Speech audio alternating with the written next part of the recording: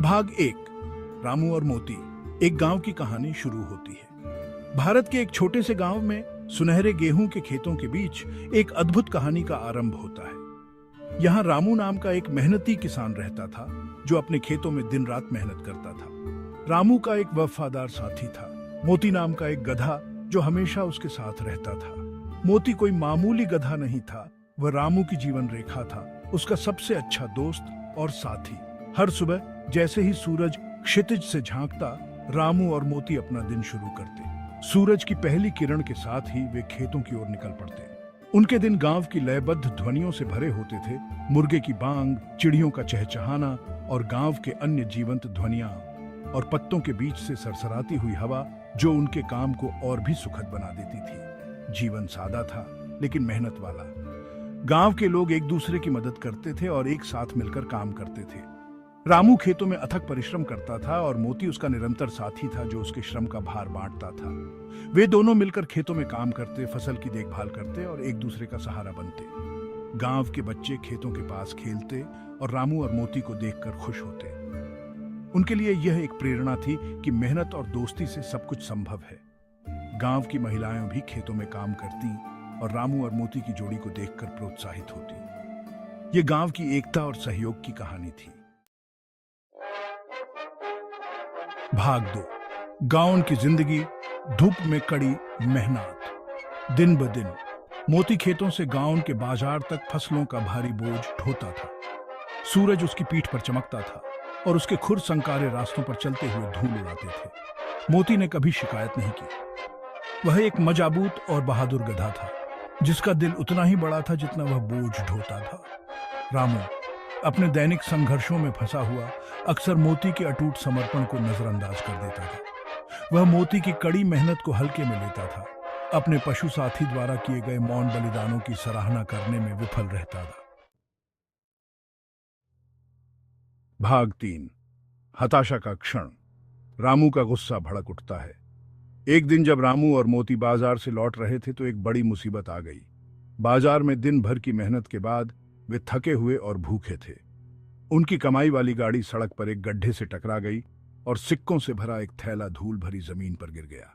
गाड़ी का पहिया टूट गया और अनाज भी बिखर गया।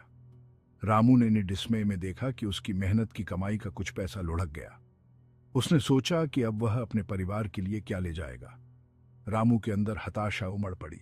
उसकी आंखों में गुस्से की लहर दौड़ गई। उसने मोती पर वार किया, उसे दुर्घटना के लिए दोषी ठहराया। उसकी निराशा और गुस्सा अब काबू से बाहर हो गया था।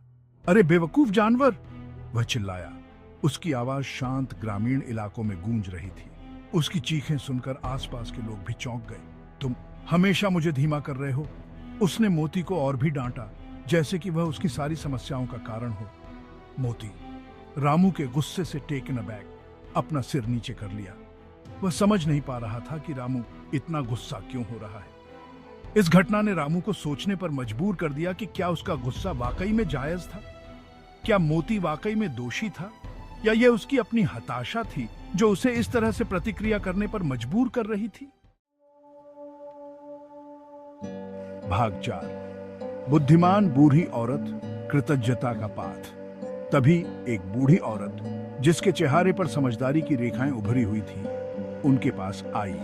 उसने पूरी घटना देखी थी। तुम बेचारे जानवर को क्यों डांटते हो रामू? उसने धीरे से पूछा। क्या तुम नहीं देखते कि वह दिन रात तुम्हारे लिए कितनी मेहनत करता है? रामू अभी भी गुस्से में अपने खोए हुए सिक्कों के बारे में बुदबुदा रहा था। बुढ़िया मुस्कुराई। तुम्हारा मोती, उसने कहा, सिक्कों के एक थैले से ज्यादा कीमती है। वह एक वफादार दोस्त है, एक अथक कार्यकर्ता। तुम्हें उसे डांटना नहीं बल्कि उसका शुक्रिया अदा करना चाहिए।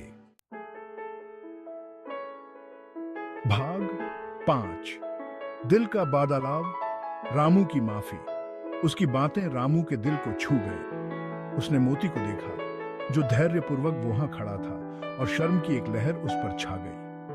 वह अपनी परेशानियों में इतना फंस गया था कि उसे मोती की आंखों में अटूट वफादारी नहीं दिखाई दी। तुम सही कह रही हो, रामू ने कहा। उसकी आवाज अब धीमी हो गई थी। वह मोती के पास घुटने टेक कर बैठ गया और धीरे से उसके सिर पर हाथ फेरा। मुझे माफ करना मोटी, मैं तुम पर चिल्लाकर गलत था। तुम एक अच्छे दोस्त हो, इससे बेहतर दोस्त कोई मांग भी नहीं सकता। भाग 6 मोती की देखभाल, एक गधे को आराम। उस दिन से मोती के प्रति रामू का रवैया बदल गया। उसने महसूस किया कि मोती सिर्फ एक साधारण गधा नहीं था, बल्कि एक वफादार साथी था जिसने उसके जीवन में महत्वपूर्ण भूमिका निभाई। उसने छोटी छोटी बातों पर ध्यान देना शुरू कर दिया। जब मोती खुश होता था तो उसके कान कैसे हिलते थे, जिस तरह से वह धैर्यपूर्वक रामू के काम खत्म करने का इंतजार करता था। रामू ने देखा कि मोती की आंखों में एक विशेष चमक होती थी जब वह उसके पास होता था। उसने महसूस किया कि मोती सिर्फ एक जानवर नहीं था, वह एक संवेदनशील प्राणी था जो उसके प्यार और सम्मान का हकदार था। रामू ने मोती के साथ बिताए हर पल को संजोना शुरू कर दिया और उसे अपने परिवार का हिस्सा मानने लगा। उसने मोती की अच्छी देखभाल करनी शुरू कर दी। उसने सुनिश्चित किया कि मोती को हमेशा ताजा और पौष्टिक भोजन मिले और वह उसे नियमित रूप से पानी पिलाता था। रामू ने मोती के लिए एक विशेष जगह बनाई जहां वह आराम कर सके। उसने सुनिश्चित किया कि मोती के पास पर्याप्त भोजन और पानी हो और वह अक्सर मोती को एक पेड़ की छाया में आराम करने के लिए रोकता था। रामू ने मोती के आराम का पूरा ध्यान रखा और उसे कभी भी थकान महसूस नहीं होने दी। उसने मोती से बात करना भी शुरू कर दिया। अपने वफादार साथी के साथ अपने विचार और सपने साझा किए। रामू ने मोती को अपने दिल की बातें बताईं और उसे अपने जीवन के हर छोटे बड़े पल में शामिल किया। रामू और मोती के बीच एक अनोखा बंधन बन गया था। वे दोनों एक दूसरे की भावनाओं को समझते थे और एक दूसरे का साथ देते थे। रामू ने महसूस किया कि मोती के बिना उसका जीवन अधूरा था और उसने अपने वफादार साथी के साथ हर पल को जीने का संकल्प लिया। भाग 7, बंधन मजबूत होता है। रामू और मोती अविभाज्य मित्र। जैसे जैसे दिन हफ्तों में बढ़ते गए, रामू और मोती के बीच का बंधन पहले से कहीं अधिक मजबूत होता गया। वे अब केवल मालिक और जानवर नहीं थे, वे सच्चे दोस्त थे। उनका जीवन बारीक बुने हुए टुकारी के धागों की तरह आपस में जुड़ा हुआ था। गांव वाले जो कभी रामू के गुस्से पर हंसे थे, अब उस जोड़ी को प्रशंसा से देखते थे। उन्होंने रामू की आंखों में अपने गधे के लिए प्यार और सम्मान देखा और उन्होंने कृतज्ञता और प्रशंसा के बारे में एक मूल्यवान सबक सीखा। भाग 8, सीखे गए सबक, कड़ी मेहनत का मूल्य। रामू के परिवर्तन ने गांव के सभी लोगों को एक बहुमूल्य सबक सिखाया। उन्होंने सीखा कि कड़ी मेहनत, चाहे कितनी भी विनम्र क्यों न हो, को कभी भी हल्के में नहीं लेना चाहिए। उन्होंने सीखा कि हर जीवित प्राणी सम्मान और दया का पात्र है, क्योंकि वे भी जीवन के जटिल ताने बाने में महत्वपूर्ण भूमिका निभाते हैं। रामू और मोती की कहानी पीढ़ी दर पीढ़ी सुनाई जाने वाली कहानी बन गई। एक याद दिलाती है कि जीवन के सबसे सरल में भी गहरे सबक सीखे जा सकते हैं। भाग 9, खेतों से परे रोजमर्रा की जिंदगी में कृतज्ञ। लेकिन रामू और मोती की कहानी सिर्फ एक किसान और उसके गधे की नहीं है। यह हमारे जीवन में कृतज्ञता के महत्व के बारे में एक कहानी है।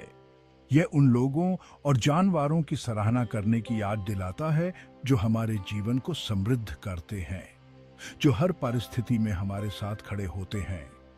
यह खुद से पारे देखने, अपने आसपास के लोगों के प्रयासों को पहचानने और हमारे जीवन में उनकी उपस्थिति के लिए आभार व्यक्त करने का आह्वान है।